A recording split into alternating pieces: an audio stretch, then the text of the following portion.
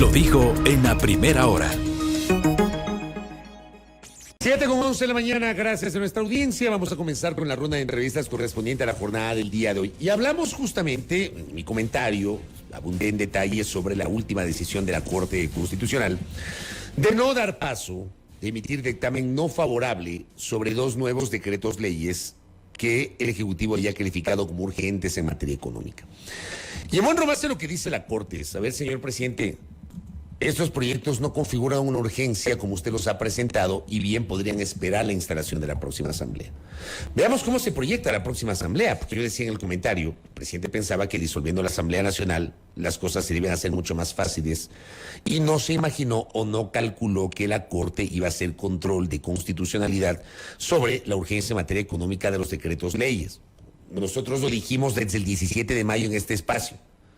No es que el presidente tiene patente de curso para gobernar casi como una suerte de dictador, sino que hay temas específicos, económicos, que tienen que ser avalados por la Corte Constitucional.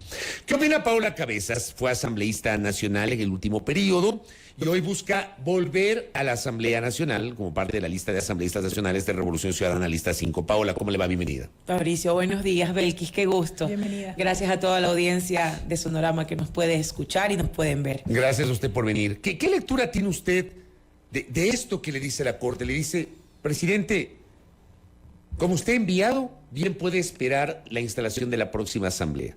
¿Cómo le ve usted?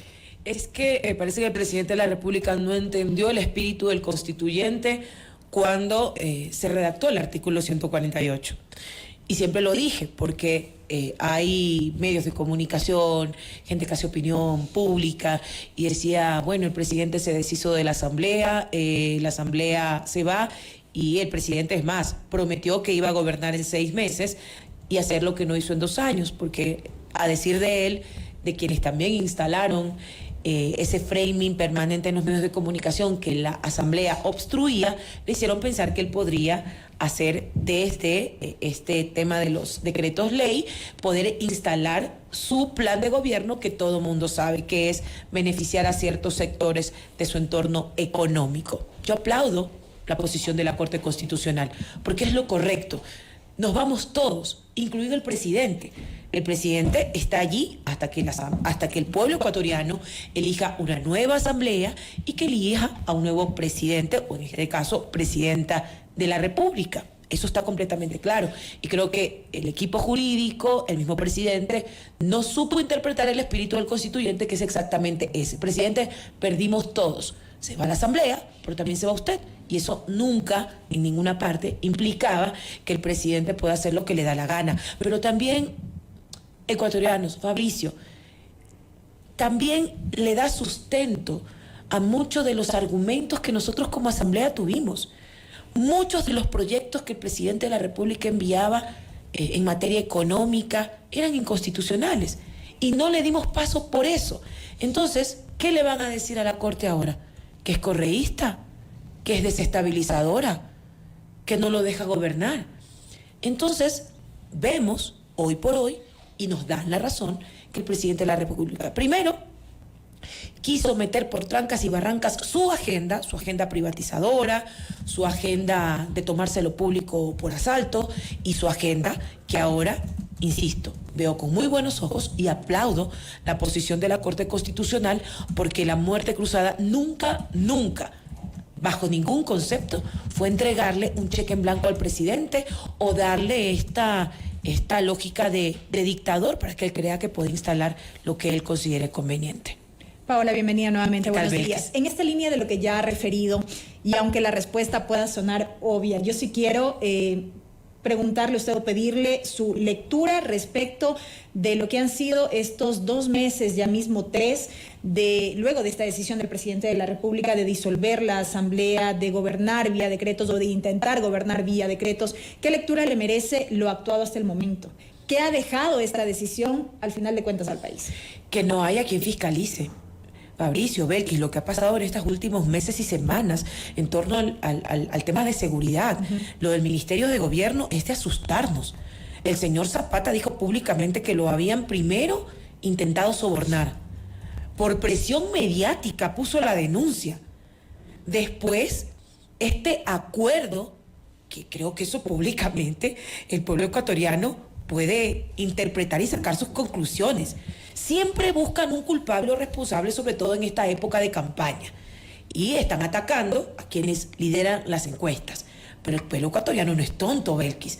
Aquí parece que el acuerdo entre el crimen organizado y el gobierno está completamente implícito y no hay asamblea que fiscalice.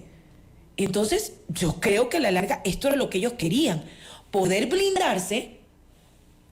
Saben que es un gobierno moribundo, un gobierno que no tiene ni pie ni cabeza, pero quisieron blindarse ellos para no tener una asamblea que los fiscalice, pero por cuerda separada también blindar a la fiscal, porque a mí el silencio de la fiscal me preocupa, no sé si a ustedes, pero son cosas que son obvias.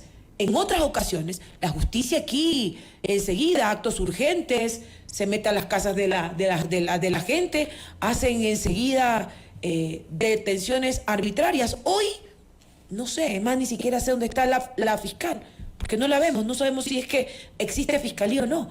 Entonces, vemos que si bien la disolución de la asamblea obedecía a una boya salvavidas del presidente, también es una acción premeditada para quedarse sin posibilidades de que la asamblea continúe su proceso de fiscalización y también buscar mecanismos para salir medianamente bien, aunque yo no creo, Belkis, que esto pueda quedar en la impunidad. En algún momento alguien va a tener que poner el dedo en la llaga sobre todos estos temas que son escabrosos. 2 meses. ¿Quién lo pondrá? ¿La Revolución Ciudadana? Mire, estamos nosotros en campaña. Nosotros estamos en este momento brindándole una alternativa al pueblo ecuatoriano.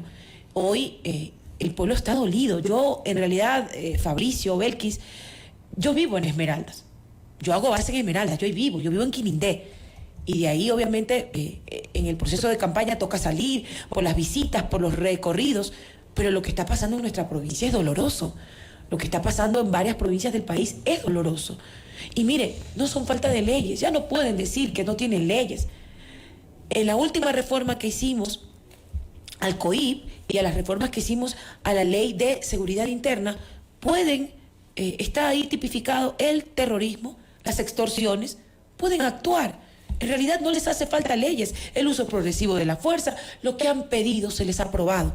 Entonces, lo que queda claro es que no era falta de leyes, no era boicot de la asamblea, no son capaces, son incapaces, son un gobierno que en realidad, Fabricio, ojalá la gente decida en una sola vuelta para no seguir en esta terapia intensiva esperar que continúe Guillermo Lasso, porque esto ya es insostenible. Pero Lasso permanentemente, el presidente Lasso y sus ministros permanentemente le acusaron a la asamblea de obstruccionismo. ¿No hubo esa actitud por parte de la asamblea, Paola? A ver, hoy no hay asamblea. No, pero cuando la hubo, hasta antes del 17 de mayo. Yo le voy a responder, pero hoy no hay asamblea. ¿Quién les obstruye a gobernar? ¿Quién les obstruye a que compren chalecos? ¿Quién les obstruye a que compren dotación para la policía? ¿Quién les obstruye a que hagan su trabajo, que gobiernen? Fabricio, esos argumentos se caen por su propio peso.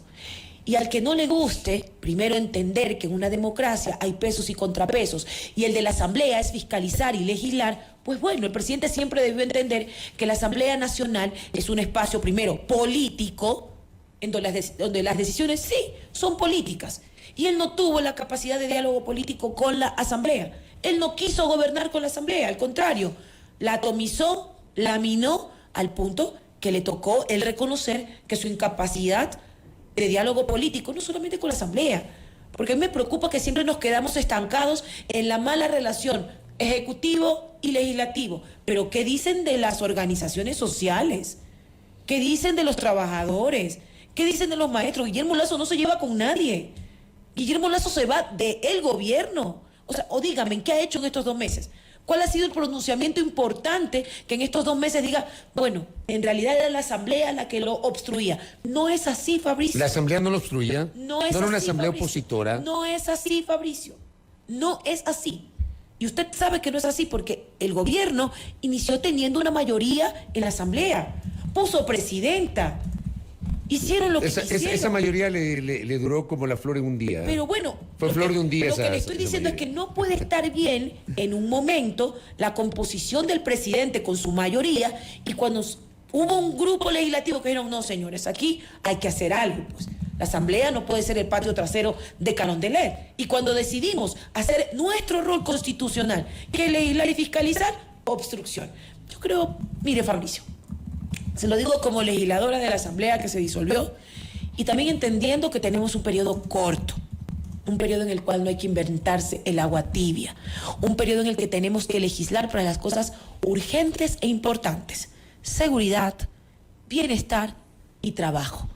Hoy, al menos por parte de nuestra candidata a la presidencia, Luisa, tenemos completamente claros los primeros proyectos económicos urgentes, porque sí, esto pasa por plata. ¿Cuáles son los primeros económicos urgentes si es que gana Luisa González la presidencia? El primero, un proyecto económico urgente que permita que la Asamblea le dé vía libre al Ejecutivo para poder, digamos, disponer de recursos que se encuentran en el exterior, estos recursos que tienen allí, dice el presidente de la República, las reservas, que los permite tener contentos a los multilaterales, pero mientras tanto en el país no hay ni siquiera paracetamol en los hospitales. Entonces, si nosotros queremos dar una mejor imagen a la inversión privada, a la inversión que tanto se ha cacareado que podría llegar desde el exterior, tenemos que primero poner las cuentas claras al interno. Y el Estado, a través del gobierno, tiene que hacer una inyección importante en lo público para primero estabilizar la economía. Tenemos que hacer una intervención muy importante en la red vial.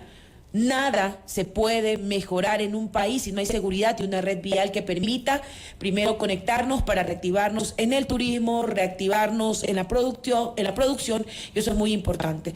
Un segundo gran paso, y esto ya lo ha dicho nuestra candidata a la presidencia, Luisa, que otro de los proyectos económicos urgentes va a ser la condonación de deudas que tengan el sector productivo, la pesca artesanal, los productores que a la larga este gobierno les dio la espalda. Y usted lo sabe, Belkis, porque hubo una mesa en donde en junio, acuérdese con las organizaciones, hubo una ley, es más, había norma para que el presidente pueda condonar deudas hasta $10,000. No hicieron el reglamento, no les dio la gana. Pero cuando se trata de la banca, ahí sí rapidito, quieren condonarles deuda, quieren darle todas las condiciones para que sigan ganando plata. Pero este país se mueve con las economías pequeñas, este país se mueve con la economía popular y solidaria, se mueve con los productores, con los pequeños que están golpeados después de la pandemia. Por eso ese va a ser dos de los proyectos más importantes y urgentes que, al menos, si Luisa González es nuestra presidenta, vamos nosotros como Asamblea a interponer y actuar de manera inmediata en esos 30 primeros días. Y ahora, Belkis, con esto te termino. La Asamblea no puede inventarse el agua tibia. Hoy necesitamos trabajar en concordancia con el Ejecutivo para, en ese año 4 meses que tengamos para hacer labor tanto legislativa como del Ejecutivo, acelerar todo lo que se requiera para estabilizar el país.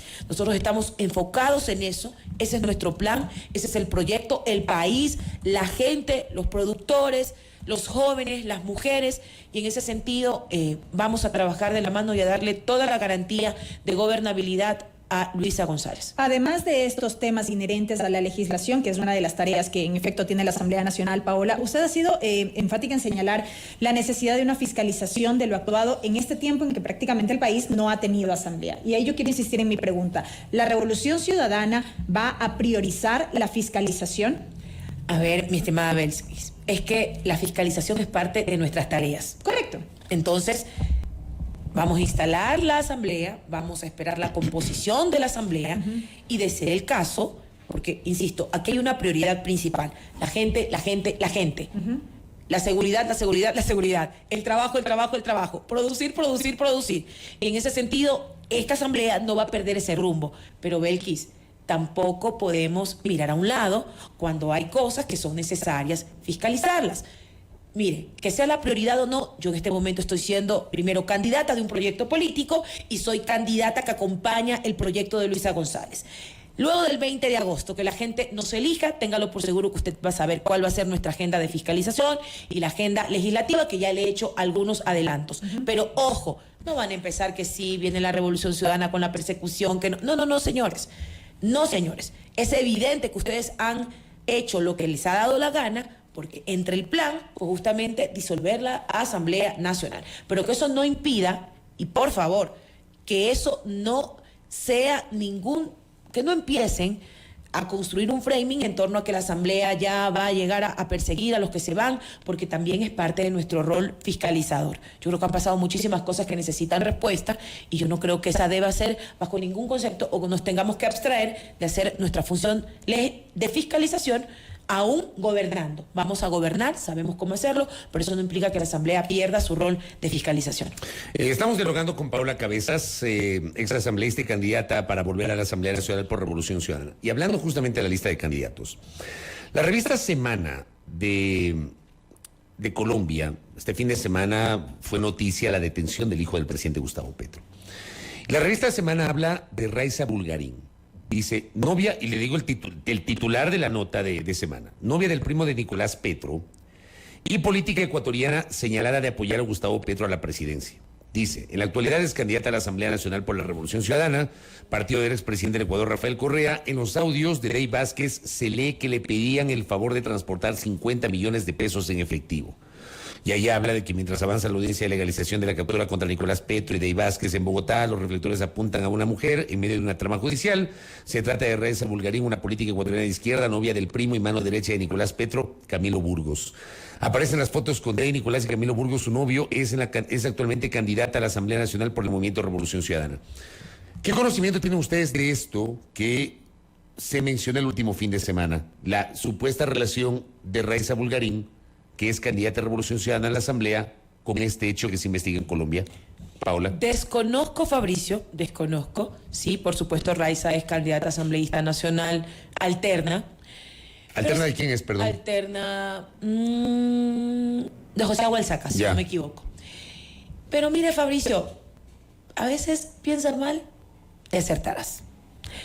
Ya creo que en ocasiones es hasta predecible que frente a una campaña electoral, desde Colombia alguien les eche la mano para empezar a entorpecer el proceso electoral ecuatoriano.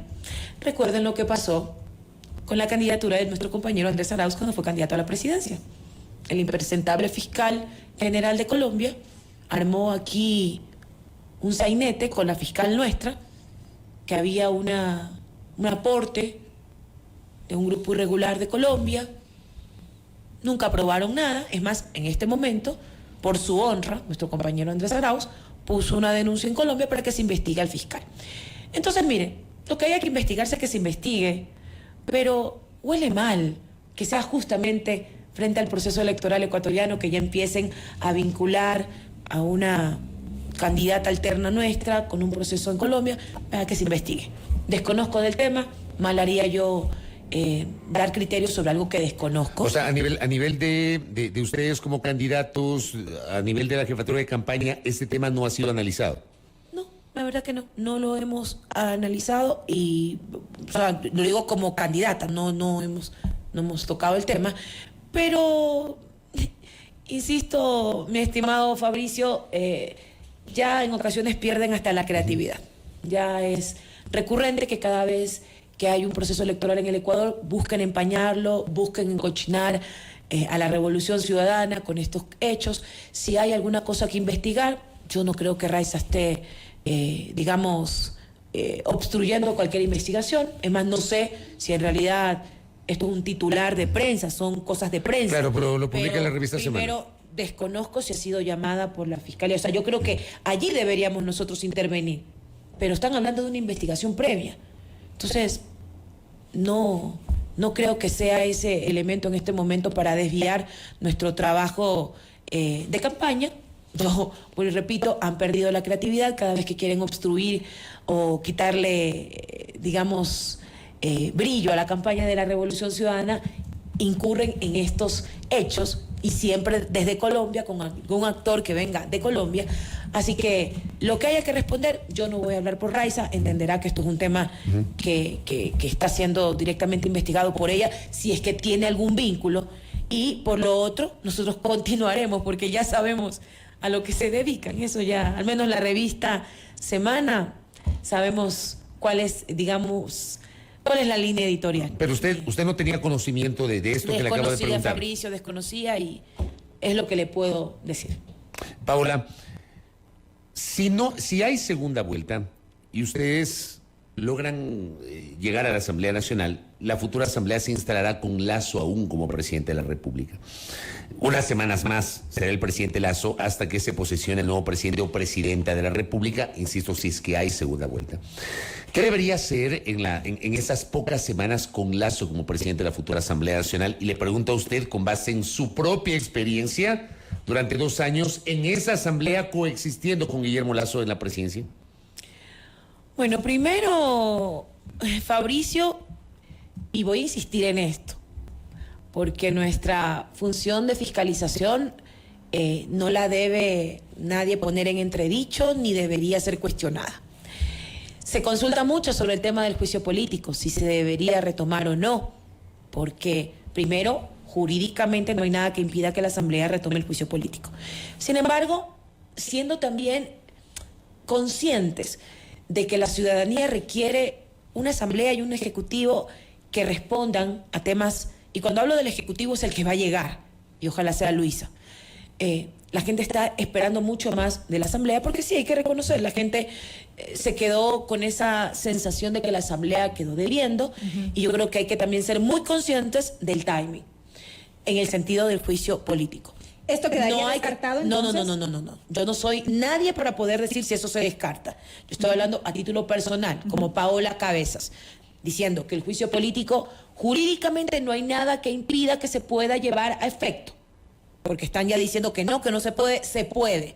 Ahora, que si esa es la prioridad dentro de la nueva asamblea, bueno, hay que analizarlo. Es un tema que se ha analizado como movimiento en estas últimas semanas, por ejemplo, porque fue la misma exasambleísta Viviana Veloz la que puso el tema otra vez sobre el debate. Entonces, sí, ¿lo han dialogado internamente? No lo hemos dialogado porque estamos en campaña, pero insisto, que hay 2 cosas que son completamente claras. Viviana tiene la razón. Por supuesto que el juicio político puede continuar, pero procede por todos los argumentos jurídicos que ella ha dado. Sin embargo, hay que también medir la agenda política, hay que mirar cómo es la composición de la nueva asamblea, hay que mirar los elementos que tendremos también para poder continuar con ello, y sobre todo cuando hay prioridades en el país en materia económica, social y de seguridad. Pero que esto, bajo ningún concepto, impide que la Asamblea Nacional continúe con su proceso de fiscalización. Paola Cabezas, gracias por el tiempo. Muy amable. Fabricio Belkis, siempre es un gusto. Un abrazo enorme al pueblo ecuatoriano. Gracias a Paola Cabezas, exasambleísta, candidata a volver al Parlamento ecuatoriano en este proceso electoral, como asambleísta nacional por Revolución Ciudadana, lista 5. 7:34, pausa, aquí en A Primera Hora. Primera Plana, todas las noticias, todas las voces.